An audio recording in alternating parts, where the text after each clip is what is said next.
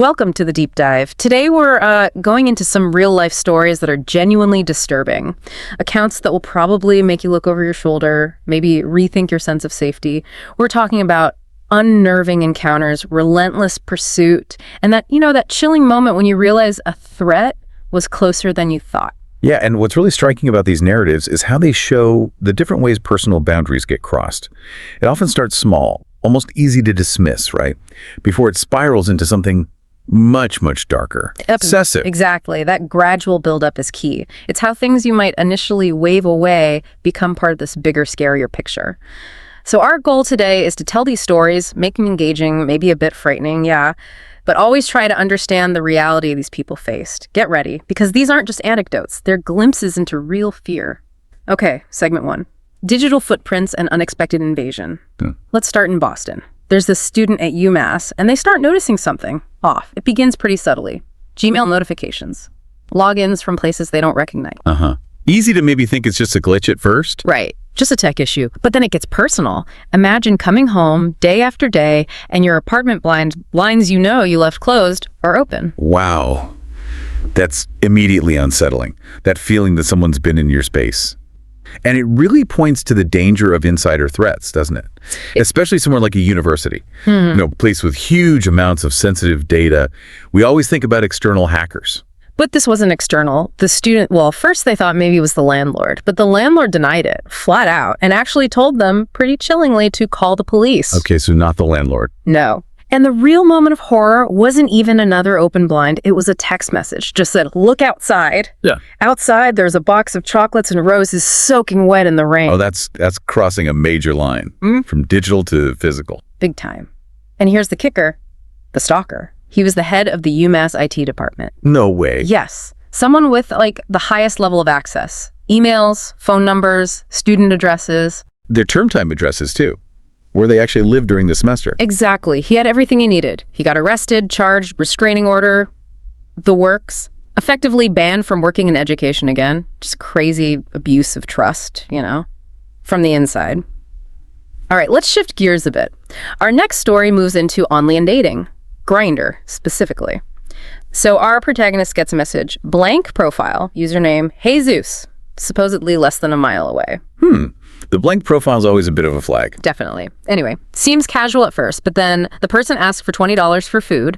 Right. Our guy has a soft heart, sends the money, and poof, the contact disappeared. Okay, like a scam maybe? And that's what you'd think. But then weeks later, another blank profile pops up. Similar vibe, says he's into chubbier guys, and surprise, surprise, ask for money again.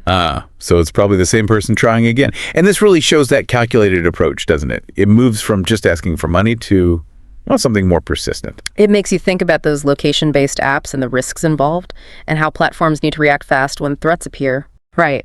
Our protagonist totally felt it was the same person. So he calls him out on it. The new profile denies it, calls him crazy, then blocks him. Standard deflection tactic. But it didn't end. The harassment ramped up. Threats. The stalker says things like he wouldn't say this stuff to his face, but then adds, be there soon. Chilling. That's a direct threat of physical presence. Exactly. And then the real gut punch. The stalker reveals he knows the protagonist's home address, sends a message like, yes, you did, stupid. You just didn't know it was me. Be ready. I'm on the way. Oh my God. That's terrifying. Total panic mode. He's messaging Grindr admins, sending screenshots, frantic. Then he looks out his window and sees an unfamiliar car parked down the street. End of the cul-de-sac. He actually showed up. It looked like it. So thinking fast, our guy texts back, plays along, says, I see you, you're going to get it now. And the car just speeds off, gone. Wow, quick thinking. Risky, but it worked. Yeah. Grindr did eventually ban the user, contacted the authorities. But that fear, the sleepless nights that stuck around, it's just a stark reminder of how fast online stuff can spill into your real physical life.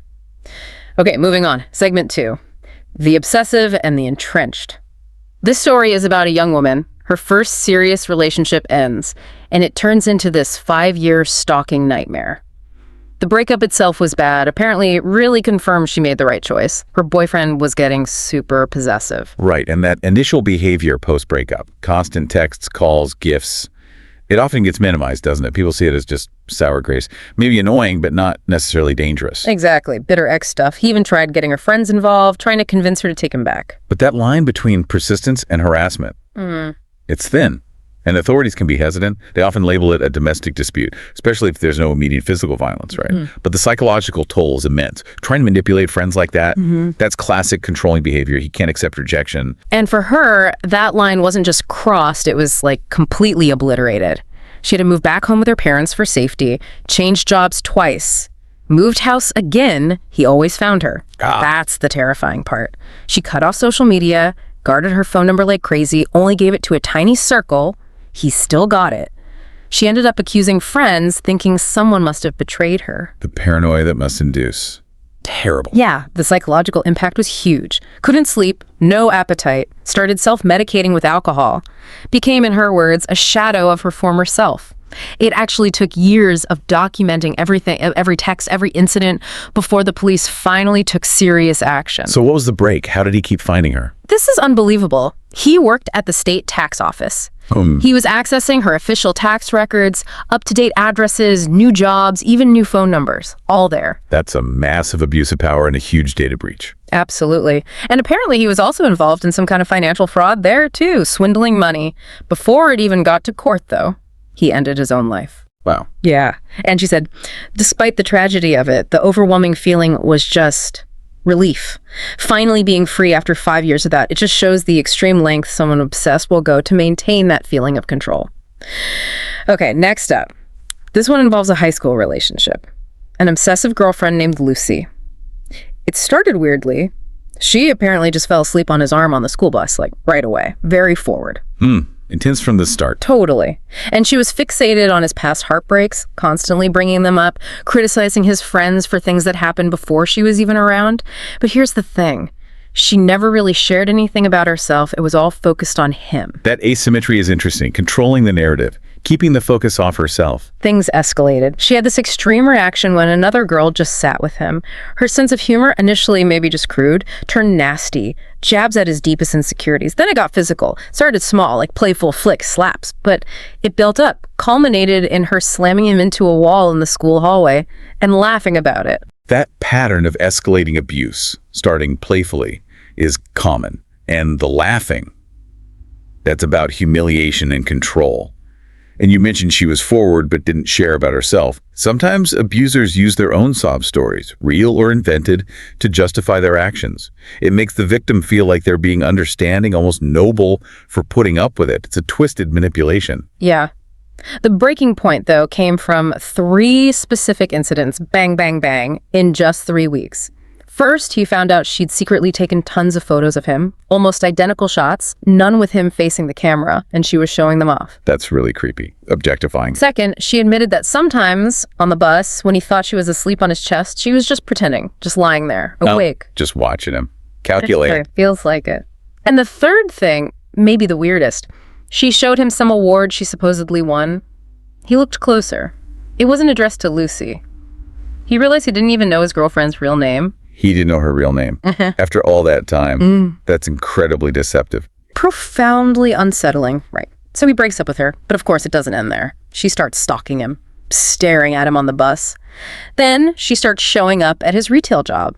For over a year, she'd just appear, stand there, made his coworkers super uncomfortable. One apparently quit because of it. And management. Didn't do much, more focused on sales targets, apparently.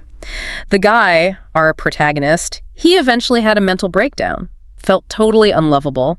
And here's a really disturbing twist. He says he even found himself becoming like her at one point, like running after her. That's the insidious nature of this kind of abuse. It warps your own sense of self, your behavior. Most recently, he saw her again. In a restaurant, she'd changed her hair to look like his, and he saw her reading his company name off the logo on his hat, just openly.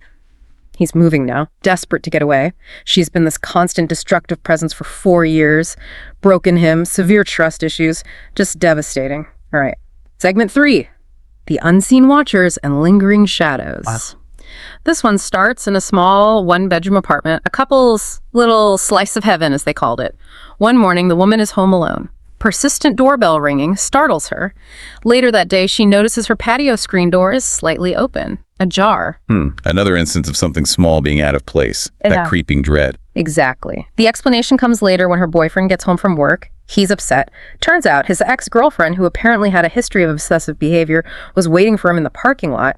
She went on this rant saying she knew another girl was living there with him. So the ex knew she was there. But how? That violation of your home space. It leaves such a deep mark. Even if nothing is physically taken or damaged, your home is supposed to be safe. When that's breached, especially the idea someone might have been there while you slept, it's profoundly disturbing. Yeah. That feeling lingers. Right, and that's exactly what the protagonist suspected. The open screen door, the ex knowing she was inside. She got this chilling feeling the ex had actually slipped into the apartment while she was sleeping that morning. Plausible connection, given the circumstances. Yeah. The ex did eventually move away, thankfully. But that feeling of intrusion, that someone had been in her safe space, that didn't just disappear, it stayed with her. Okay, let's jump across the globe. Paris, 2017, we have a 19-year-old British student, female, on her gap year. She's walking towards the Louvre Museum, notices a guy whistling, smiling at her. Pretty common, maybe annoying, but then he appears right next to her. Yeah, minutes later, he's just there. Starts asking lots of questions. She asks him straight up, "Why are you following me?" Yeah. He doesn't even flinch. Then he invites her to dinner, then asks her to come back to his apartment. Okay, major red flags. Persistent, ignoring boundaries, escalating requests. She's terrified. They get to the Louvre entrance. She sees a kiosk worker who looks like they speak English, makes direct eye contact, keeps it steady, and says very clearly, "There's a man following me." Good instinct. Direct, clear, seeking help from someone official looking. Especially in a foreign place, right? Language barriers, different cultural norms. Sometimes directness is the only way. Huh. That eye contact, signaling distress non-verbally too, that's crucial. The worker got it immediately, confirmed the guy was still watching her, told her, "Go straight inside, don't talk to him." The stalker actually walked right up to them while they were talking, but the worker stood by her, supported her. Thank goodness for that worker's quick understanding and support. Definitely. But interestingly, once she got inside, the actual Louvre security were kind of dismissive, didn't seem to take it too seriously. That's unfortunately common too. A frustrating reality for many victims. Yeah. And she had this chilling thought afterwards. What if she had told him where she was staying? Could have been so much worse. Protecting that personal info was key. All right, from that kind of immediate overt threat, let's turn to something maybe more ambiguous. Starts almost like a prank. Our protagonist is 13 or 14. Her and her friend Craig are obsessed with conspiracy theories, typical teenage stuff. Sure, falling down internet rabbit holes. Exactly. Deep in Google one night, they find this old website. Looks like it's related to the Russian space program. So, completely naively, she sends an email from her personal email account, demanding answers about various conspiracy theories, like just firing off questions. Oh boy. Using a personal email for something like that, not ideal. And this is where that line blurs, right? A seemingly harmless, maybe silly online action, potentially triggering something real world. It speaks volumes about our digital footprint. Yeah. How far does it really reach? Is anything truly anonymous or consequence-free? Well, weeks go by. Nothing happens. Then, her sister's friend's mother gets stopped. 2 men, Russian accents, driving a dark green car. They stop her and ask specifically for the house belonging to her family's last name. Whoa, okay, that's not a coincidence. The protagonist immediately thought of that email she sent. Freaked out. Was it excitement, fear, bit of both? Spies. Her dad warns the whole family. Keep an eye out for this dark green car. Sensible precaution. And the car did show up. Near their driveway entrance, her dad goes out to approach it. It speeds off. They call the police. Police say basically, not much we can do. No crime committed yet. Again, that frustrating position for victims. Nothing has happened, but the threat feels incredibly real. Totally. And the car kept appearing, all hours, for weeks. The family felt, and these are their words, watched, stalked, even hunted. She felt immense guilt, like it was all her fault because of that one email. Then one day, the car just stopped coming, vanished. But that feeling, being watched in their own home, that fear lingered for months afterwards, a real psychological scar from one naive click. Okay, final segment. Online spaces and public confrontations. Let's start with Discord. Our guy uses his real first name, real picture on his profile, joins a Minecraft server, links his Discord account to get some in-game rewards. Pretty standard stuff. Right, linking accounts is common in gaming communities. Almost immediately, he gets a direct message. Stranger, offering free items, calls him handsome, adds a winky face emoji. Okay, A little forward maybe, but could be innocent flattery initially. Yeah. But this is where setting boundaries early online is so crucial, isn't it? Anonymity can make people bold. They test the waters. What starts as flattery can escalate super fast if you don't shut it down. And linking profiles can sometimes expose more info than you realize. Yeah, it escalated. The person starts relentlessly asking to teleport to him in the game, follows him around constantly. Then the private messages start calling him sexy. Definitely crossed the line into harassment now. Then comes the real horror moment. He accidentally answers a Discord voice call from this person. Oh no. He described the voice, German accent, as just weird and creepy. The caller asks him to unmute his mic, then starts talking about how attractive he is, and then sends an unsolicited picture, explicit content. That's awful. Yeah. Visual assault, basically. He immediately hangs up, blocks the user, reports him to the server admins. Turns out the stalker was actually a high-ranked member on that server. Adds another layer of complication, maybe perceived protection for the harasser. Yeah. The anxiety afterwards, the fear of being targeted again, even in this online space, it was intense. Shows nowhere is truly safe from this stuff. Okay, next story. The gym. Usually a place of routine personal space, right? Our protagonist is 19, female, sometimes goes alone. She notices this guy, David, someone she's seen around before. He smiles at her. Okay, an initial smile could be nothing. But it quickly morphs into what she called a full-blown creepy grin. He starts overtly trying to get her attention while she's working out. She feels uncomfortable, finishes quickly, rushes to her car. As she gets in, he appears at her car window. Whoa, that's confrontational. Invading her exit. Yeah, she said he had a crazed look, and then he says this really disturbing line. I know you have a boyfriend.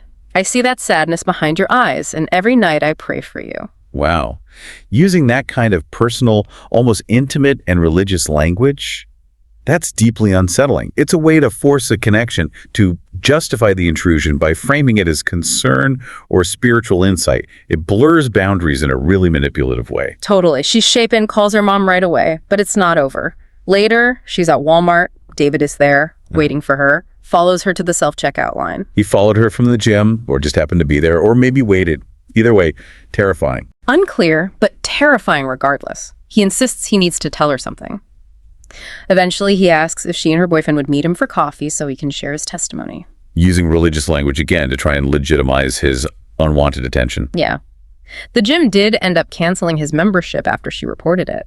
Her boyfriend put a warning post on Facebook. David actually responded to the Facebook post, sent his whole life story, denied any romantic interest, but his profile bio said something cryptic, I am not good, but he is, which just adds to the unease. And get this, he admitted he doesn't even live or work in their city. So why was he there? Why fixate on her? Raises so many questions about his motives, his history. That's deeply concerning. Exactly. That persistence, the public confrontation, the weird justifications. Very alarming pattern. Okay, our final story for today. Pure, unsettling fear. High school student, 19 years old. She just lost her writing competition, waiting for her uncle to pick her up, already feeling down. 2 male students from her school approach her, whispering, giggling, and they start calling out to her. Okay, teenage behavior could be mean, could be harmless. She ignores them, hopes they'll go away, but they don't. They get closer, start mocking her, calling her famous, snobby, because she's ignoring them.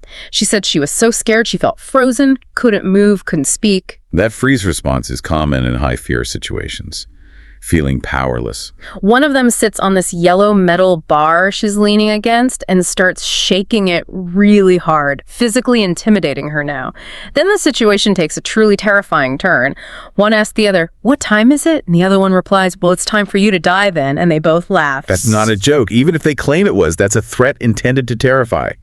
And even without physical assault, that psychological impact. Yeah. Feeling targeted, helpless, especially when you're young, in a place like school, it's profound. It sticks with you. She's on the verge of tears. Then she notices one of them is leaning in, reading her name off her student ID badge she's wearing. Personalizing the threat, making it clear they know who she is. Thankfully, right at that moment, her uncle's car pulls up.